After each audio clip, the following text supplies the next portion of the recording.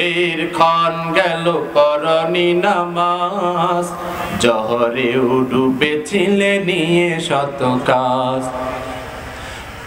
হেলায় খেলায় গেল আছরের কাল, হেলায় খেলায় গেল আছরের কাল, মাগরিবেও পড়লে না নামাজির শ্বাস। ফজরের ক্ষণ গেল পরনি নামাজ, জহরেও ডুবেছিলে নিয়ে শত কাজ। বিনোদনে কেটে গেল এশার সময়, এতটুকু জাগলো না কবরের ভয়। বিনোদনে কেটে গেল এশার সময়, এতটুকু জাগলো না কবরের ভয়। খুঁজলে না একবারও নাজাতের পথ, খুঁজলে না একবারও নাজাতের পথ, মুসলিম নাম নিতে পেলে না কুলাস। ফজরের ক্ষণ গেল পরনি নামাজ, জহরেও ডুবেছিলে নিয়ে শত কাজ। রব্বুল আলামিন বলে দিলেন সূরা আরাফের 54 নম্বর আয়াতের শেষে, আলা লাহুল খালকু ওয়াল আমর, সৃষ্টি যার, আইন চলবে তার। তার পূর্বে রব্বুল আলামিন বলে দিলেন আলা, সাবধান। দুনিয়ার মানুষকে রব্বুল আলামিন সাবধান করে দিলেন, তোমরা সাবধান হয়ে যাও, সৃষ্টি যার, আইন চলবে তার। বলুন দেখি আমাদের সৃষ্টিকর্তাকে, জোরে বলেন কে? আল্লাহ রাব্বুল আলামিন বলেছেন, ইন্নী জাইলু ফিল আরদি খলিফা। আল্লাহ রাব্বুল আলামিন আপনাকে আমাকে তৈরি করেছেন, সৃষ্টি করেছেন খলিফা হিসেবে। তাহলে আমাদের সৃষ্টিকর্তা কে? আবার রাব্বুল আলামিন সূরা মুলকের 2 নম্বর আয়াতের মধ্যে বলেন, আল্লাযী খালাকাল মাউতা ওয়াল হায়াতা লিয়াবলুয়াকুম আইয়ুকুম আহসানু আমালা। আল্লাহ রাব্বুল আলামিন বলেন, তিনি সেই সত্তা যিনি আল্লাহ রাব্বুল আলামিন মানুষের মরণকে এবং আল্লাহ রাব্বুল আলামিন মানুষের জীবনকে আল্লাহ তৈরি করলেন। এই জন্যই করা হলো যেন আল্লাহ রাব্বুল আলামিন আপনাকে আমাকে পরীক্ষা করবে, কে সবচেয়ে উত্তম আমল নিয়ে আল্লাহ তাআলার কাছে আমরা পরীক্ষায় উত্তীর্ণ হতে পারি। তা আল্লাহ রাব্বুল আলামিন আপনাকে আমাকে তৈরি করেছেন, সৃষ্টি করেছেন। আমাদের সৃষ্টিকর্তাকে জোরে বলি কে? আল্লাহ রাব্বুল আলামিন এবার বলছেন, আলা লাহুল খালকু ওয়াল আমর, সৃষ্টি যার, আইন চলবে তার। বলুন তো দেখি আমরা সৃষ্টিকার, তাহলে আইন চলবে কার? আমরা বললাম আইন তোমার কি জিনিস? রাব্বুল আলামিন বলেন, যে সমাজ, যে দেশ, যে রাষ্ট্রের মধ্যে তুমি বসবাস করবে, এই সমাজ, এই রাষ্ট্র পরিচালনার কিছু আইন থাকবে। এই আইন আল্লাহ রাব্বুল আলামিন বলে দিয়েছেন। আল্লাহু আকবার। তাহলে আইনদাতা কে? আল্লাহ। আবার রব্বুল আলামিন বলে দিলেন, শোনো দুনিয়ার মানুষ, মানুষ যখন প্রথম আখিরাতের মঞ্জিলে চলে যায় কবরের মধ্যে, তাকে প্রথম নাম্বার প্রশ্ন করা হবে, মার রব্বুকা, তোমার আইনদাতা কে? রব শব্দের অর্থ তাফহিমুল কোরআনের মধ্যে 3টা এসেছে, তাফসিরে কাবিরের মধ্যে 19টা এসেছে। 19টার প্রথম নম্বর অর্থ তোমার আইনদাতা কে? জোরে বলি কে? আল্লাহ। প্রিয় ভাইরা আমার, আল্লাহ যদি আমাদের আইনদাতা হয়, বলেন দেখি মানুষের আইন মানা যাবে? কারণ মানুষ কি আমাদের সৃষ্টিকর্তা? আল্লাহ বলেছেন, আলা লাহুল খালকু ওয়াল আমরু, সৃষ্টি যার, আইন চলবে তার। আমাদেরকে যদি মানুষ সৃষ্টি করত, তাহলে মানুষের আইন মানা যাইতো। কিন্তু মানুষ আমাদের সৃষ্টি করে নাই, আমাদের সৃষ্টি করেছেন একজন, তিনি কে? আল্লাহ। রব্বুল আলামিন বলে দিলেন, সৃষ্টি যার, আইন চলবে তার। অতএব আল্লাহ রব্বুল আলামিন একমাত্র আইন প্রণয়নকারী। তিনি ছাড়া যারা আইন প্রণয়ন করে তাদের আইন মানা জায়েজ নাই। কথা বলেন ঠিক কিনা? প্রশ্ন আসতে পারে, হুজুর, আমাদের সমাজে, আমাদের দেশে, আমাদের পৃথিবীতেও বহু আইন আছে, যে আইনগুলো তৈরি করা হয়েছে, কেউ না কেউ তো বানাইছে। কথা বলেন ঠিক কিনা? কি বানায় নাই? কেউ না কেউ তো বানাইছে। রব্বুল আলামিন বলেন, ওরা সৃষ্টি করতে পারলেও কিন্তু প্রাণ দিতে পারবে না। কথা বলেন ঠিক কিনা? কেমন? ওরা তৈরি করতে পারলেও কিন্তু প্রাণ দিতে পারবে না। তাদের আইনে যদি কেউ চলাফেরা করে, আল্লাহ রাব্বুল আলামিন বলেন প্রকৃত যে সুখ যে শান্তি আল্লাহ তাআলা দিয়েছেন এই পৃথিবীর বুকে, সেটা মানুষ কখনোই পাবে না। এক্সাম্পল হিসেবে বোঝা যায়, আপনাকে আমাকে আল্লাহ তাআলা বানিয়েছেন, ঠিক একইভাবে বিভিন্ন ভাস্কর্য রয়েছে। কিছু মানুষ আছে তারা অবিকল আপনার মতো মানুষ বানাতে পারে, ঠিক না? দেখেন সিমেন্ট দিয়া বানাইছে মানুষ অথবা মাটি দিয়া বানাইছে, ওই সিমেন্ট আর মাটি দিয়া বানায় এত সুন্দর করে রং চং করে দিয়েছে, আপনার বুঝার কোনো ক্ষমতা নাই যে এটা মানুষ না। কথা বলেন। স্বপ্নপুরীতে গেছেন সবাই? ভিন্ন জগৎ যান নাই? নাম রাখছে স্বপ্নপুরী বা ভিন্ন জগৎ। হঠাৎ করে দেখেন লাঙ্গল নিয়ে দাঁড়ায় আছে, আর একজন পুকুর থেকে পানি তুলতেছে, দেখে মনে হয় অবিকল মানুষ। কথা বলেন ঠিক কিনা? কিন্তু আসলে কি মানুষ? জোরে বলেন, আসলে মানুষ? ওইটা শুধুমাত্র তৈরি করতে পারে এরকম সিমেন্ট দেয়া, তারপরে বিভিন্ন উপাদান দিয়ে এটা বানাতে পারে, কিন্তু আল্লাহ রাব্বুল আলামিন বলেন তার ভিতরে প্রাণ দিতে পারবে না। কথা বলেন ঠিক কিনা মুসলমান? ঠিক একইভাবে আল্লাহ তাআলা বলেন দুনিয়ার মানুষ আইন তৈরি করতে পারে, কিন্তু ওই তৈরি আইনের সমাজে কখনো শান্তি প্রতিষ্ঠা হবে না। কারণ সবচেয়ে যিনি বেশি বুঝেন তিনি কে? মানুষকে আল্লাহ তাআলা বলেছেন ওমা উতিতুম মিনাল ইলমি কালিলা ইল্লা কালিলা, শুধুমাত্র অল্প সংখ্যক ইলম আল্লাহ তাআলা দিয়েছে। এই ইলম দিয়ে আপনি আমি মানব কিভাবে পরিচালিত হবে এর সমাধান দিতে পারবেন না, ঠিক কিনা? এজন্য আল্লাহ তাআলা বলেছেন সৃষ্টি যার, আইন চলবে তার। আল্লাহ রাব্বুল আলামিন এই সমাজে চুরি বন্ধ করার জন্য, ধর্ষণ বন্ধ করার জন্য, দুর্নীতি বন্ধ করার জন্য, চাঁদাবাজ বন্ধ করার জন্য, এরপরে ধর্ষণ বন্ধ করার জন্য কিছু আইন দিয়েছে। এইটা ভালো না মানুষ একটা আইন দিয়েছে ওইটা ভালো? কোনটা? হ্যাঁ, কেন আল্লাহটা ভালো? কারণ আল্লাহ আমাদের তৈরি করেছেন, এই জন্য আল্লাহটা সবচেয়ে ভালো। কথা বলেন ঠিক কিনা? আর যারা তৈরি করে আল্লাহ রাব্বুল আলামিনের এই পৃথিবীতে আইন, আল্লাহ তাআলা তাদেরকে ডাইরেক্ট তাগুত বলেছেন। কি বলেছেন? তাগুত বলেছেন। সূরা নিসা ৭৬ নম্বর আয়াতের মধ্যে বন্ধ করতে চায়, কিন্তু আল্লাহ রাব্বুল আলামিনের ফর্মুলাটা তারা মানতেই চায় না। কথা বলেন। আল্লাহ তাআলা বলেছেন ওয়াস-সারিকু ওয়াস-সারিকাতু ফাকাতাউ আইদিয়াহুমা জাযাআম বিমা কাসাবা নাকালাম মিনাল্লাহ।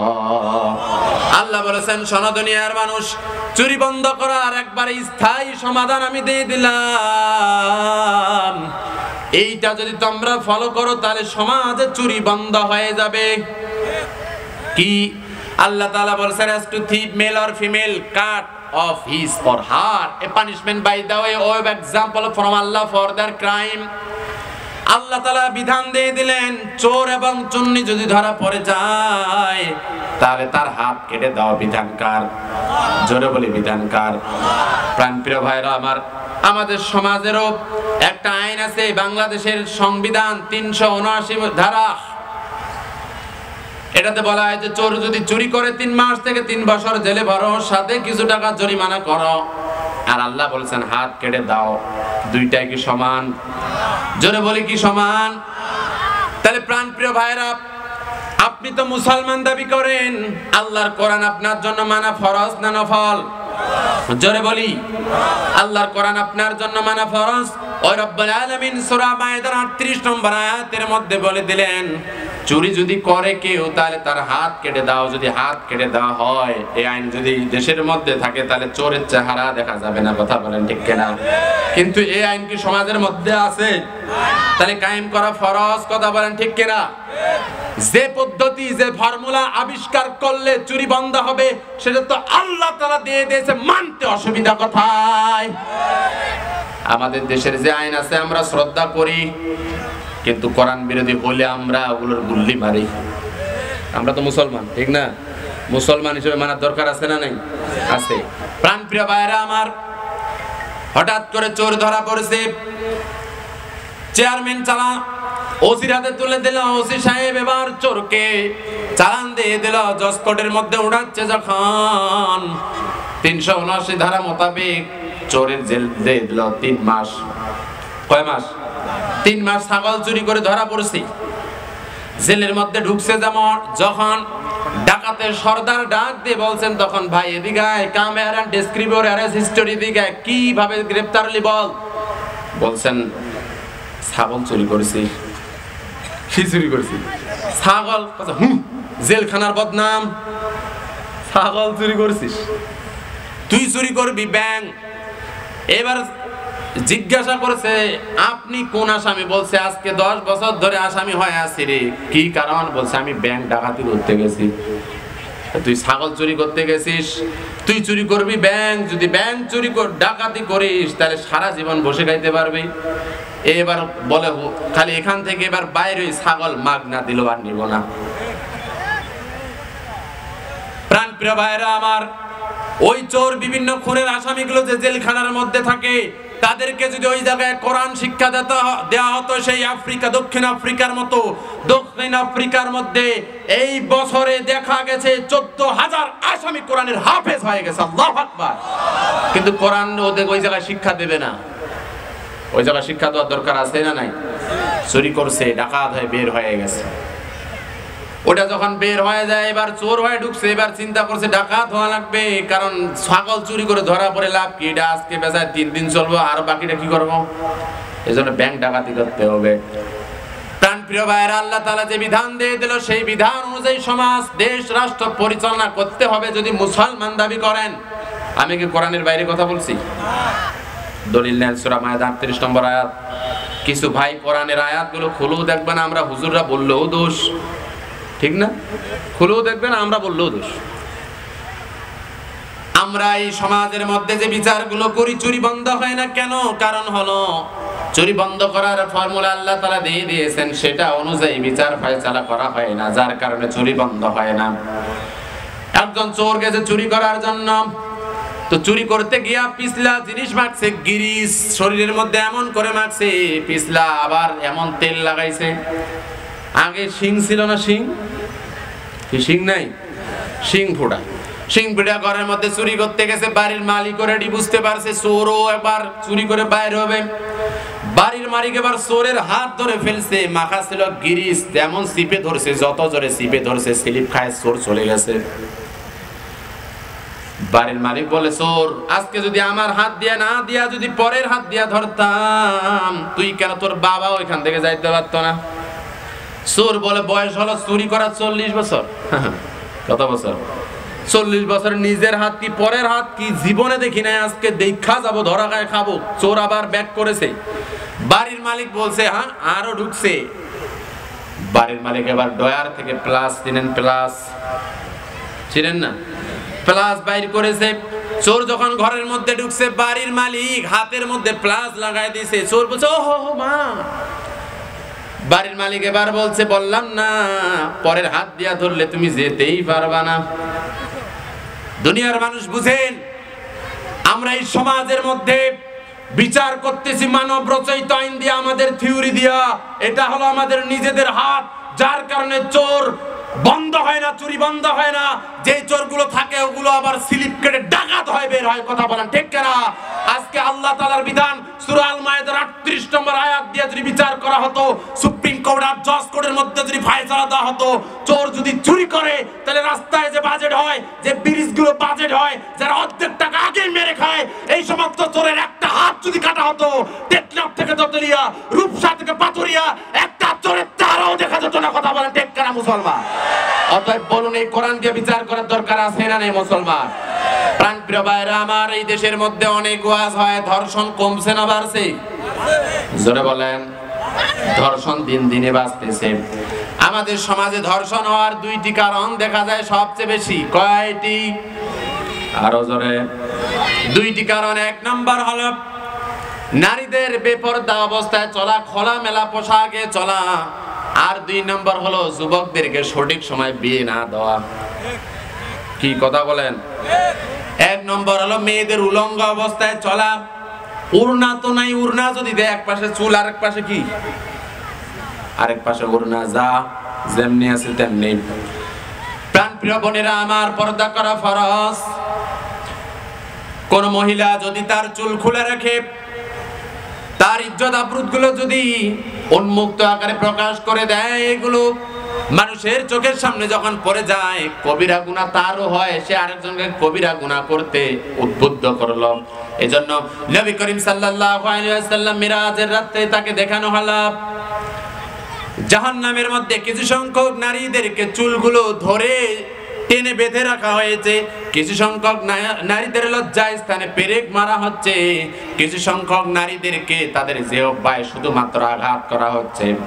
নবী করিম সাল্লাল্লাহু আলাইহি ওয়াসাল্লাম বলেন, ইয়া কি জিব্রাইল, কি কারণে তাদেরকে এই সমস্ত শাস্তি দেওয়া হচ্ছে? জিব্রাইল বললেন, প্রিয় নবী, ওই যে সমস্ত নারীদেরকে চুল ধরে উপরে বাঁধা ছিল, লজ্জায় স্থানে পেরেক মারা হচ্ছে আগুনের, এর কারণ হলো দুনিয়ায় এরা পর্দা করতো না, বেপরদায় অবস্থায় শুধু তারা ঘুরে বেড়াতো। আমাদের সমাজে বেপরদা নারী কম না পর্দাশীল নারী? কোনটা কম? পর্দাশীল নারী একেবারেই কম, আর পর্দাহীন নারী একেবারেই দেধারসে ঘুরে বেড়ায়। কথা বলেন ঠিক কিনা? সমাজে ধর্ষণ বেড়ে যাওয়ার অন্যতম কারণ হলো নারীদের ছোট ছোট পোশাক। এই পোশাক যখন বাইরে, তার এই পোশাক পরে যখন বের হয়ে যায়, যুবকের যখন দৃষ্টি পড়ে, এর কামনা মনের মধ্যে জাগে। কারণ আল্লাহ নিজেই বলেছেন, জুয়্যিনা লিন-নাসি হুব্বুশ শাহাওয়াতি মিনান নিসা। এই পৃথিবীর মধ্যে ৬টা জিনিসকে আল্লাহ রাব্বুল আলামিন সবচেয়ে আকর্ষণীয় করে তৈরি করেছেন, সৃষ্টি করেছেন।